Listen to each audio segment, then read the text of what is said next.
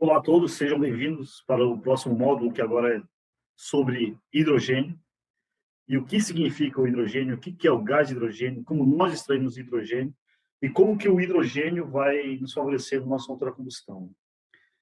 Todo mundo já sabe, hidrogênio é um gás que é combustível, um dos melhores combustíveis que nós temos de poder calorífico pode se considerar o hidrogênio, porque tem um poder ali de queima superior, 3 vezes maior do que a gasolina. Depois eu vou falar sobre isso no próximo slide. E tem algumas informações aqui importantes sobre a produção do hidrogênio no nosso mercado, no nosso mercado mundial. Normalmente o hidrogênio ele é extraído de hidrocarbonetos num processo químico que é utilizado até na própria indústria. Mas no nosso caso, nós extraímos hidrogênio através de um processo chamado eletrólise, que é um polo positivo, um polo negativo, mergulhado em um fluido com um eletrólito salino ou ácido. No nosso caso, a nossa substância é alcalina. Isso aí é mais um detalhe de diferencial do nosso equipamento. Tá? E quando a gente fala de eletrólise, muita gente fala que para extrair o hidrogênio através do processo de eletrólise é muito custoso, é muito caro. E concordo que é muito caro mesmo. Os elementos utilizados normalmente são a platina, e é um metal caro e ele tem um desgaste muito rápido. E também demanda uma quantidade de energia muito grande para quebrar essas moléculas. Então, para a indústria é um pouco inviável. Tá? E é por isso que o carro a hidrogênio ainda é uma dificuldade na linha automotiva para conseguir baratear esse custo da produção do gás de hidrogênio. Mas e aí, qual o diferencial da Hybrid para estar no mercado e ser tão atrativo financeiramente e atrativo nos índices de economia? Aí entra a tecnologia. Nós utilizamos um fluido, esse fluido, muita gente pensa que é uma água, mas é uma água, só que é uma água especial. Ela só tem o oxigênio e o hidrogênio contido nela.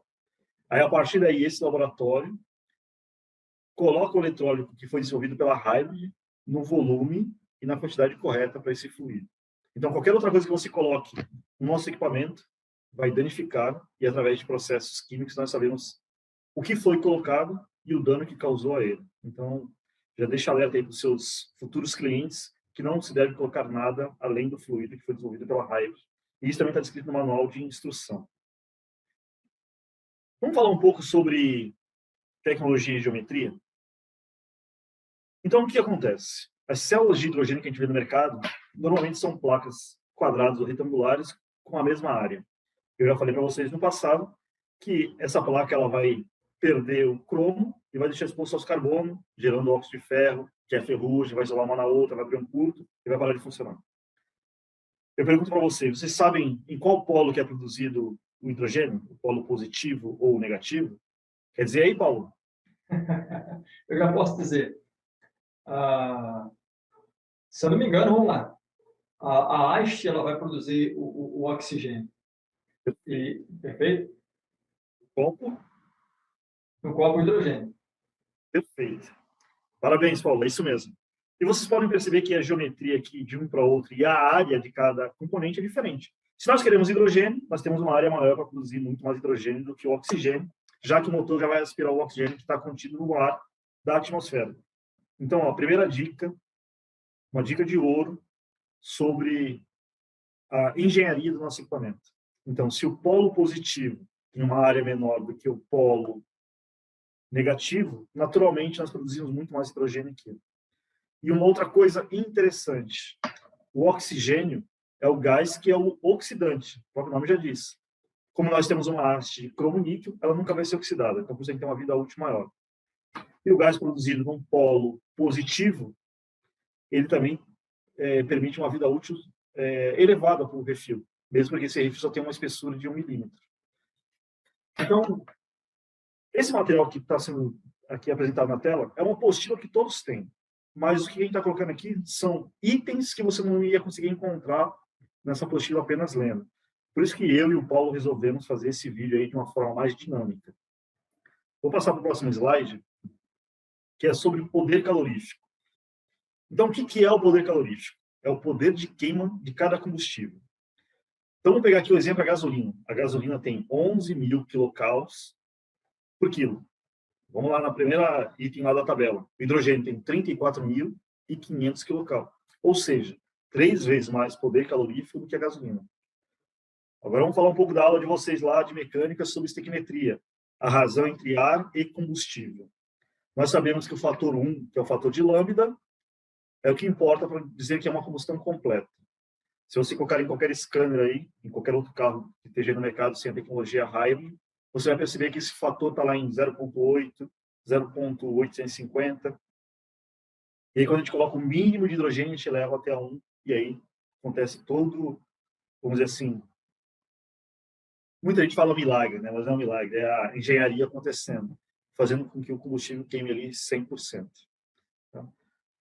Então, eu não vou me aprofundar muito também no hidrogênio, no gás hidrogênio, porque é uma coisa complexa, mas esse pequeno detalhe que eu falei sobre o produto, é bom vocês gravarem, porque se alguém questionar, já vi isso na internet. Isso é aquela placa lá que não funciona. Isso aí gera óxido de ferro.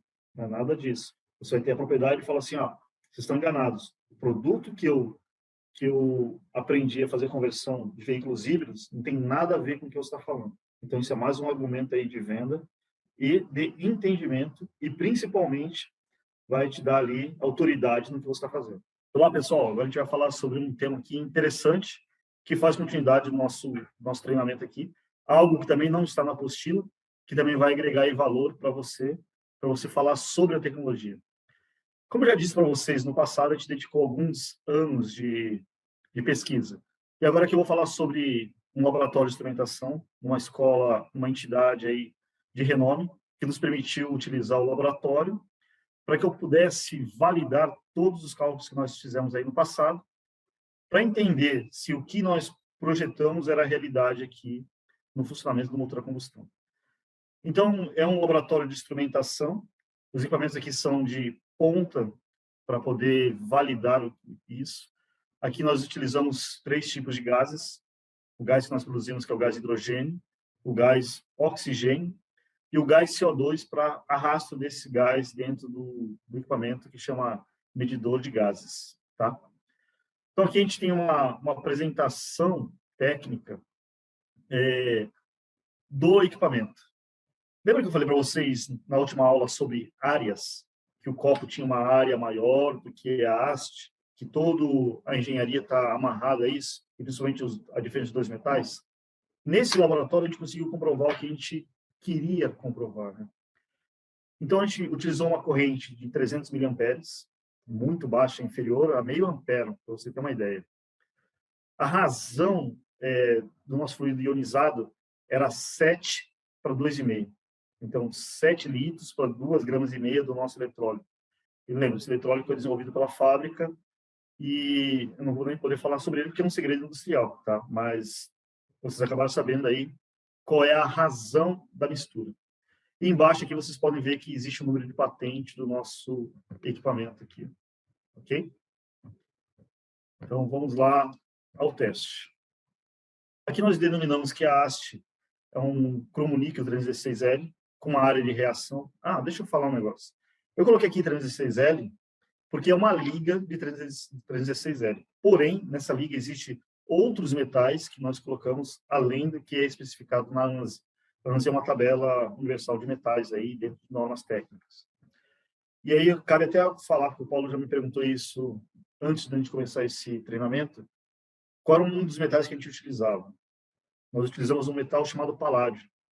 Esse paládio ele é capaz de absorver ali várias vezes a massa dele em hidrogênio. E também tem algo interessante, né? Esse metal ele tem um custo 3 vezes maior do que o ouro, o grama. Então, é um material aí nobre. Por isso que essa haste tem uma vida útil aí muito longa. Mas é óbvio que nesse estudo eu não ia detalhar a composição química da minha haste, porque faz parte da patente. Mas o importante aqui, que a área de reação é 3.089 milímetros quadrados, o polo positivo. Então, essa haste aqui, nós temos 3.089 milímetros quadrados de área. Colocamos aqui que a liga de alumínio, que é o copo, é uma liga 1050, com uma composição de 99%, 99,5% de alumínio, 0,25% de silício, 0,05% de magnésio, 0,040 de ferro. E o principal, vamos lá ver a área dela, 17.062 milímetros quadrados. É evidentemente ali que ela é várias vezes maior do que a nossa haste. E aí o volume da substância salina, que é o nosso fluido, é de 145 ml. Nós dizemos normalmente que a gente coloca 150 ml, mas nesse estudo a gente considerou 145 por uma questão de massa desse fluido, um cálculo aqui interno que nós acabamos fazendo. Mas, Roberto, por que você está falando tudo isso aí, que vai entrar por um ouvido e sair por outro, é informação muito complexa? Não, mas isso faz parte do treinamento para vocês entenderem que o produto recebeu realmente um estudo. E cabe ali um pouco de atenção de uma informação que vocês nunca vão ter em nenhum outro lugar. Então, eu acho que vale a pena aí seguir essa aula aí, porque vai ser informações bacanas aí para o futuro. E posso aproveitar aqui e puxar um parênteses, que é o seguinte, já vi pessoas dizerem, por que justificaria o preço desse equipamento? Porque o pessoal vê um equipamento pequeno, de um peso ali que no máximo no carro vai ter os seus 350 gramas, se tiver com o eletrólito e o refil, e as pessoas olham algo muito simples e perguntam, poxa, o que justifica o preço? Aí a gente até, depois mais tarde, vai falar sobre a diferença de preço e valor, mas quando você começa a ver toda essa tecnologia embarcada, o que tem, na verdade, os pormenores, aí você começa a entender que tem muito mais valor agregado que o preço que é pago pelo equipamento. Tá? Só puxei esse parênteses aqui porque isso acontece muito, né? Exatamente, Paulo, é isso aí. E aí, aqui, continuando a análise, a tensão lá no laboratório era 12 volts, que é igual ao do carro. A corrente de trabalho, 345 miliamperes, muito baixo. Então, não existe nenhum produto no mercado que trabalhe com essa amperagem, tá? O período de avaliação, 1 hora e 30 minutos. Parece pouco, mas para a nossa análise dentro do laboratório, foi o suficiente como se tivesse percorrido realmente os 1.000 quilômetros na aceleração que nós colocamos dentro do processo de desgaste, tá? Então, são técnicas ali no laboratório que a gente consegue estimar o tempo de vida útil. E a temperatura de trabalho, 38 graus, também muito baixa. No nosso manual, a gente fala de uma temperatura de 70 graus Celsius. E vale ressaltar, né? Todos aqui são técnicos. Então, todas as informações têm que ser faladas de formas técnicas. Então, não adianta eu falar para você, tem uma temperatura ali que dá para você colocar a mão. Não. 38 graus, a temperatura de trabalho no carro lá é 70 graus, porque nesse laboratório a temperatura ela é controlada a 25 graus Celsius, e na rua não acontece isso. Por isso que na rua essa temperatura é maior, tá? E aí eu falei para vocês também no passado lá, que a nossa tecnologia era única no mundo. E aí também ninguém me perguntou o porquê, mas a gente vai chegar agora nesse tema. Vocês podem ver aqui, ó, quem está falando de um refil plástico. Mas, pô, plástico transporta corrente elétrica? Sim. O nosso refil, que está descrito na patente, em vez desse alumínio, ele era plástico. Então, essa tecnologia que tornou o nosso equipamento único no processo de extração de hidrogênio através de polímeros plásticos. Porém, esse refil de plástico, ele tinha uma quantidade muito alta de paládio, que também deixava ele muito caro. Então, ele era só um conceito, ele não podia ser aplicado no mercado, porque não teria uma efetividade. Como acontece isso com um carro totalmente a hidrogênio, ok? Então, se perguntarem por que a nossa tecnologia é única no mundo, é justamente porque ela é capaz de extrair hidrogênio, ela é capaz de extrair hidrogênio de polímeros plásticos, algo que nenhum outro equipamento é capaz. Tá? E aí aqui a gente tem a descrição desse refil. Né? Vocês podem ver que a área aqui já diminuiu para 12.811 milímetros quadrados. A da haste continua a mesma, porque continua sendo a mesma haste. E aí o interessante aqui, ó, é que a nossa amperagem aumentou para 417 miliamperes, o tempo de utilização tinha que ser igual, 1 hora e 30 minutos, e a temperatura também aumentou para 42 graus. Então, aqui a gente consegue comprovar que existe um estudo realmente detalhado sobre as duas aplicações, do refil plástico e o refil de alumínio. Vale ressaltar que no mercado a gente só vai usar o refil de alumínio. Aqui é um outro equipamento que nós temos, que é o WR1000, não vou entrar nesse assunto, porque é para um outro segmento. E aí, temos aqui a entidade que nós utilizamos, que é o Senai. Utilizamos o laboratório dele. Aí vale ressaltar, o Senai ele não valida produto nenhum, ele valida processo. Aqui, em uma parceria com a escola, me autorizaram a utilizar o laboratório, porque esse laboratório de instrumentação não tinha nenhuma usina de hidrogênio.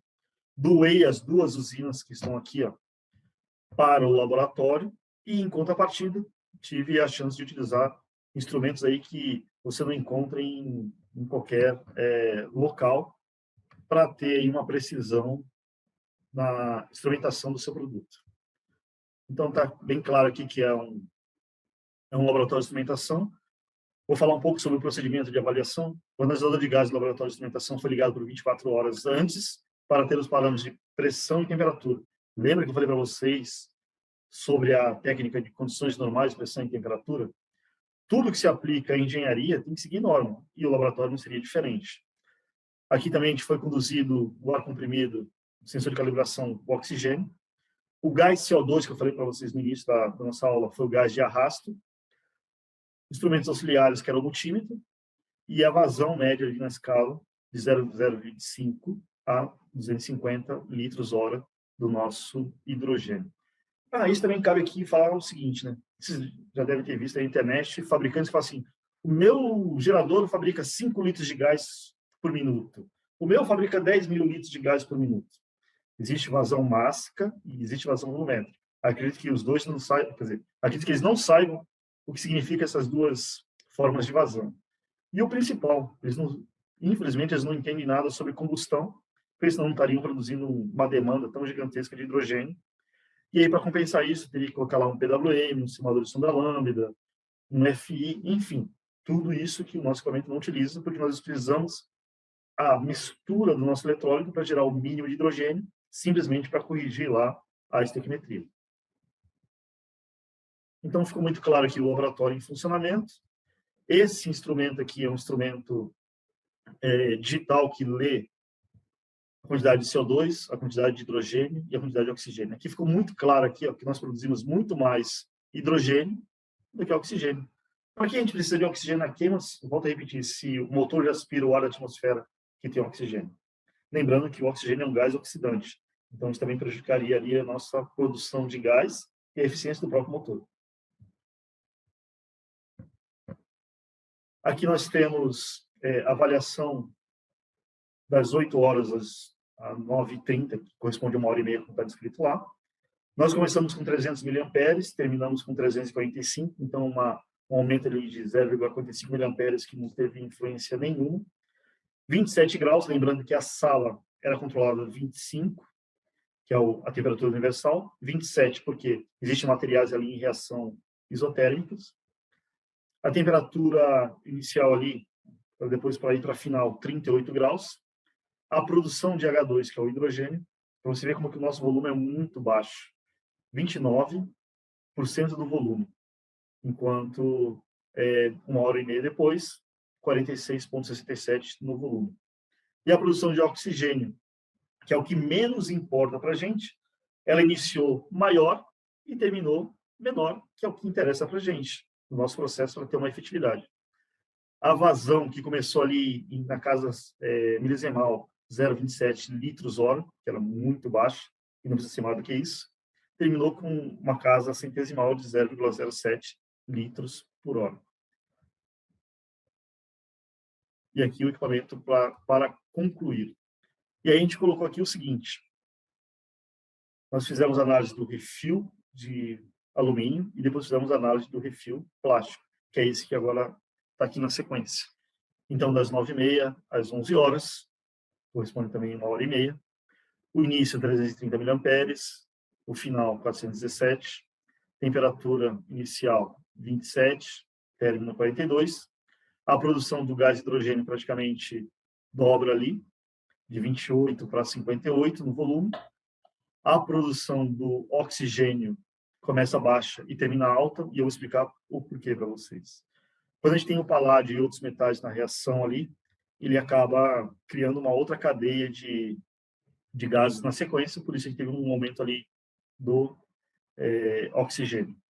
E a vazão que ela ficou muito clara aqui, praticamente 10 vezes mais ali a gente conseguiu aumentar.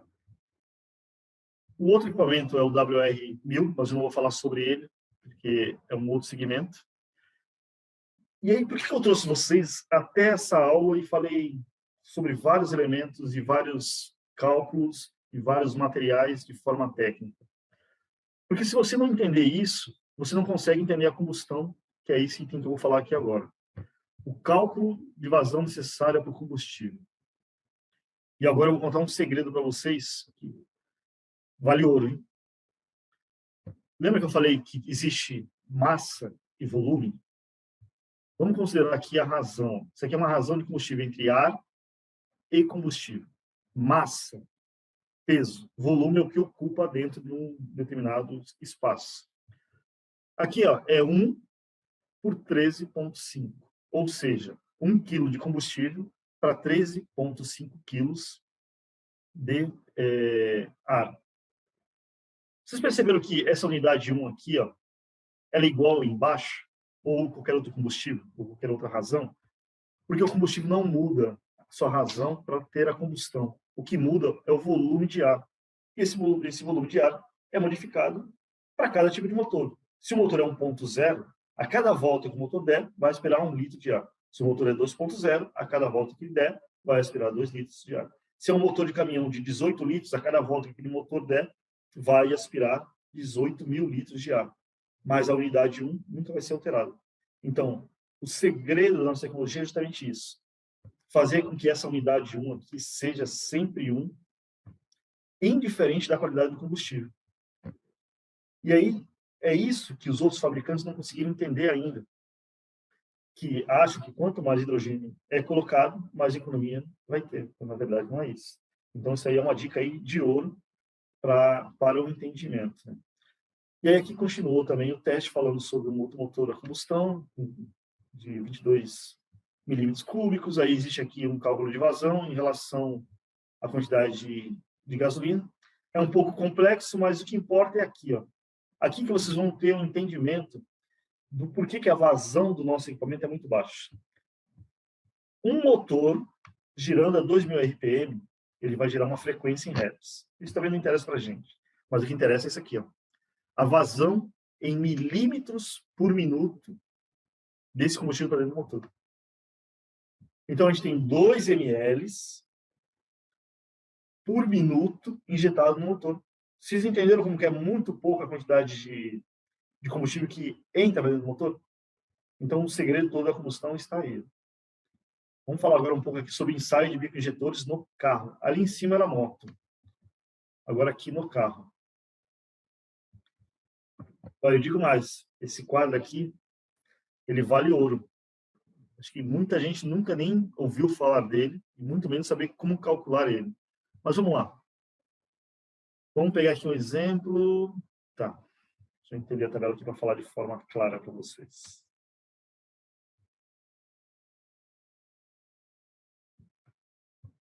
Então, a vazão média em gramas, porque lembra que eu falei para vocês que o combustível é medido em quilos?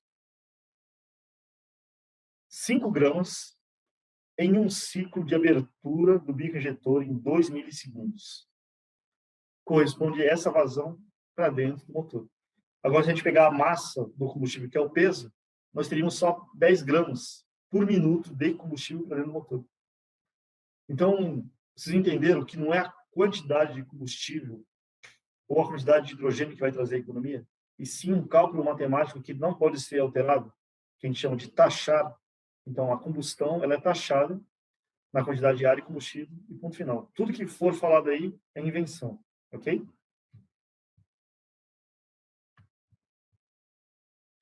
Só para concluir aqui a gente pegou a gasolina Petrobras Premium, uma gasolina aí de qualidade. A densidade da gasolina 0,7 gramas por ml, esse é o peso dela. E aí num carro com 3.000 RPM, que é o que a gente considera ali de 2.500 a 3.000 RPM, que a gente considera a faixa de torque da maioria dos motores produzidos no Brasil. Aí cada país tem uma faixa de torque, mas no Brasil normalmente essa faixa está entre 2.500 e 3.000. São 14 ml por minuto. Então, o motor gira 3.000 vezes em 1 minuto. E nesse 1 minuto é colocado 14,7 ml. Paulo, você sabia disso? Você tinha noção disso? Não. Deu para dar uma clareada agora como funciona a combustão? Sim, sim. Sim? Sim, sim. Tem alguma pergunta aí que eu possa ajudar aí? Nesse caso aqui, estou como espectador, só estou recebendo o conteúdo, estou analisando. Aprendendo. Meio complexo o estudo, mas o que importa é esse resultado aqui, ó. Técnico de conversão híbrida. Quando alguém perguntava assim, mas só isso de gás para dentro do motor? Você não vai gerar economia nenhuma.